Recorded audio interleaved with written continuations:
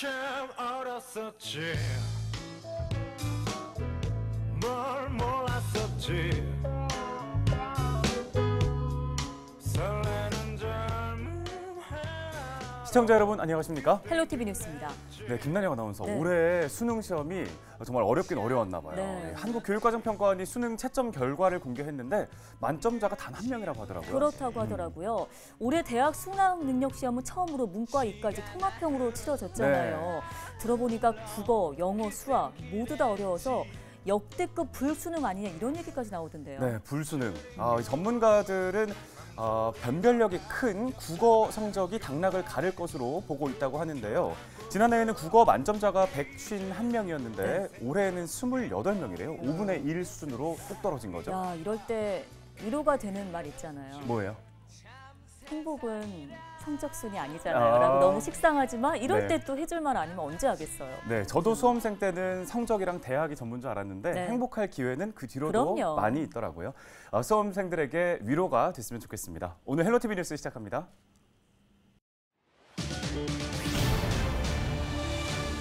청소년 확진자가 지속적으로 증가하고 있는 가운데 은평구의 한 초등학교에서 집단 감염이 발생했습니다. 방역당국은 단계적 일상회복 전환 이후 청소년들이 감염 위험에 노출될 가능성이 커졌다며 백신 접종을 거듭 강조했습니다. 코로나19 확진자가 급증하면서 선별진료소도 연일 포화 상태입니다. 은평구는 교통혼잡과 안전사고를 우려해 서울혁신파크 승차검사소를 일반검사소로 변경했습니다. 50여 개의 은평 시민사회단체가 오세훈 서울시장의 주민참여정책 예산 삭감 철회를 촉구하고 나섰습니다. 양천구가 양천사랑 상품권을 추가로 발행합니다. 이번에 발행하는 상품권 규모는 100억 원으로 1인당 50만 원까지 10% 할인된 가격으로 살 수 있습니다.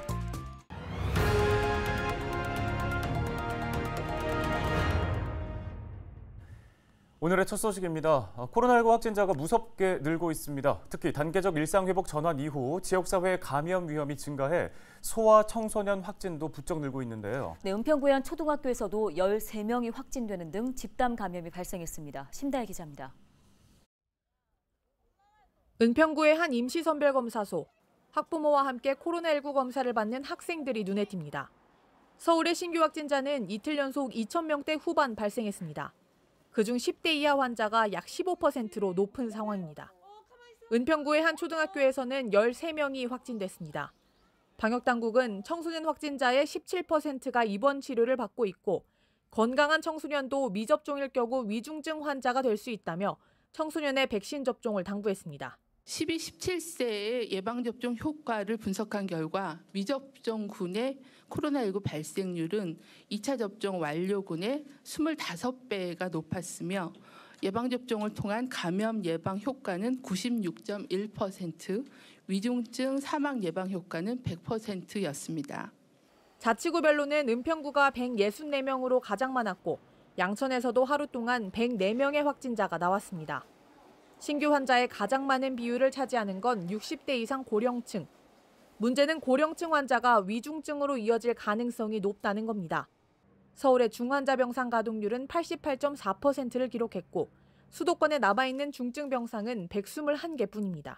서울 시립병원 중심으로 병상을 늘리는 부분, 그다음 민간 협력해서 늘리는 부분 해가지고 이 병상을 늘리는 부분에 대해서 최선을 다할 것이고 방역당국은 60대 이상 고령층에 대한 백신 기본 접종과 3차 접종의 필요성을 재차 강조했습니다. 서울에서 3차 접종을 완료한 사람은 90만여 명으로 접종률은 9.5%입니다. 헬로티비 뉴스 심다혜입니다. 은평구가 서울혁신파크 코로나19 승차검사소를 일반 임시선별검사소로 전환했습니다. 은평구는 8월부터 운영해온 서울혁신파크 승차선별검사소를 일반 선별검사소로 변경해 운영한다고 밝혔습니다. 은평구는 최근 검사소를 방문하는 차량이 급증하면서 혁신파크 주변 통일로 교통혼잡에 영향을 주고 안전사고 우려가 있어 일반 검사소로 변경했다고 설명했습니다. 은평구 임시선별검사소는 역촌역과 구파발역, 서울혁신파크 3곳에 있으며 이 중 역촌역 선별검사소는 밤 9시까지 운영합니다. 보건소 선별진료소는 평일은 오후 6시까지, 주말과 공휴일은 오후 1시까지 운영합니다. 이처럼 코로나19 확진자가 급증하면서 선별검사소도 연이 포화 상태인데요. 서울시가 서울 서남과 서부권 등 4개 권역에 서울시가 직접 운영하는 검사소를 추가로 설치했습니다. 검사소가 새로 설치된 곳은 양천구 목동운동장 남문주차장, 마포구 월드컵공원 평화광장 등 4곳입니다. 운영 시간은 평일과 주말 모두 오후 1시부터 9시까지로 시민 누구나 증상 유무와 관계없이 방문하면 검사받을 수 있습니다.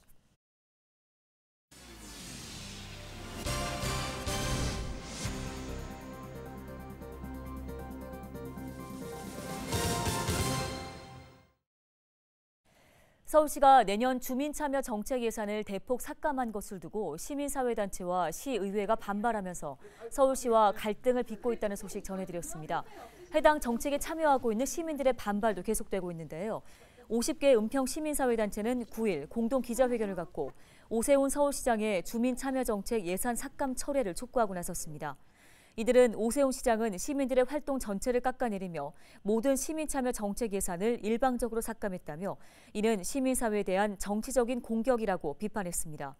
그러면서 시민참여 정책 지속을 촉구하는 은평 주민 행동 성명서를 내고 관련 예산 삭감 시도를 중단하라고 요청했습니다. 서울시의 주인은 전 시장도 현 시장도 아닌 우리 주민이다. 우리는 스스로 삶의 주인이 되기 위해 신뢰관계를 형성하며 다양한 사회적 자본을 확충하고 공동체를 만들고 삶의 질 변화를 꾀하고 미래 사회를 준비해왔다. 시민 참여 정책은 서울시를 넘어 세계적 흐름이자 시대적 흐름이다. 2022년 서울시 44조 예산에서 시민 참여 정책 예산 삭감액을 원상 회복해야 한다. 은평 시민사회단체는 은평 주민 2천여 명이 서명한 서울시 주민자치회 예산 삭감 반대에 관한 주민 청원을 서울시 의회에 제출했습니다. 양천구가 오늘 15일부터 양천사랑상품권 100억 원어치를 추가로 발행합니다. 양천사랑상품권은 1인당 월 50만 원까지 10% 할인된 가격으로 상품권 결제 앱에서 구매할 수 있습니다. 구매한 상품권은 학원과 약국, 편의점 등 가맹점 14,000여 곳에서 사용할 수 있는데요. 이번 상품권 발행은 4번째 진행되는 것으로 양천구는 지난 3차례의 발행 상품권이 빠른 시간에 완판된 점을 고려할 때 이번에도 조기 소진될 것으로 예상했습니다.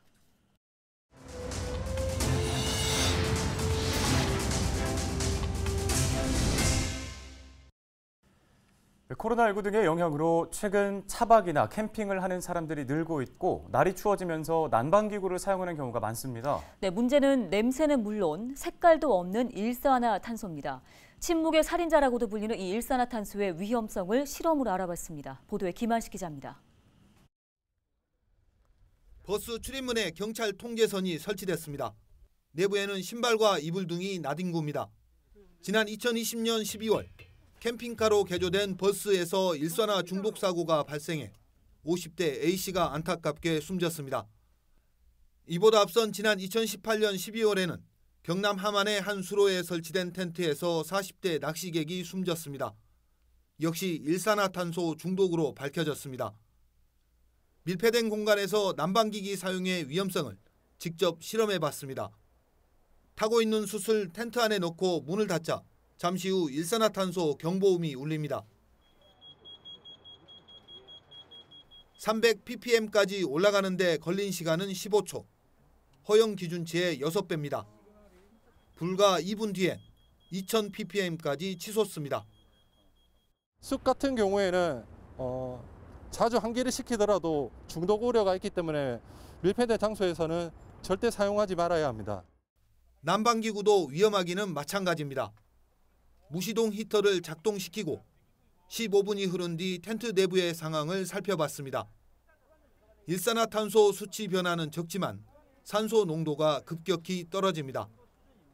등유난로, 부탄가스 연소기를 사용한 실험에서도 비슷한 상황이 나타났습니다.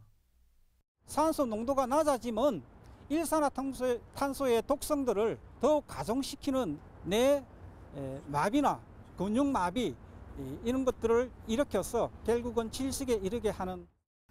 전문가들은 숯은 실외에서만 사용하고 난방기구도 환기가 잘 되는 곳에서 경보기와 함께 사용해 줄 것을 당부했습니다. 헬로티비 뉴스 김한식입니다. 다음 소식입니다. 내년 3월부터 서울의 모든 유치원에서 무상급식이 이루어집니다. 서울시 교육청과 서울시는 이런 내용을 담은 서울시 유치원 친환경 무상급식 시행을 위한 업무 협약을 체결했습니다. 협약에 따라 교육청과 서울시, 자치구는 내년 3월부터 서울 공립과 사립 790개의 모든 유치원에 급식비를 지원하게 되는데요. 유치원 무상급식에 필요한 예산은 연간 총 699억 원으로 서울시 교육청이 50%, 서울시가 30%, 자치구가 20%씩 각각 분담하기로 했습니다.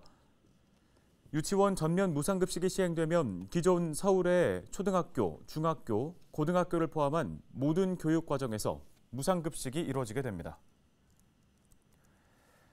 서울시가 드론 등 첨단 장비를 활용해 건설과 산업부문 미세먼지 배출 사업장을 단속하기로 했습니다.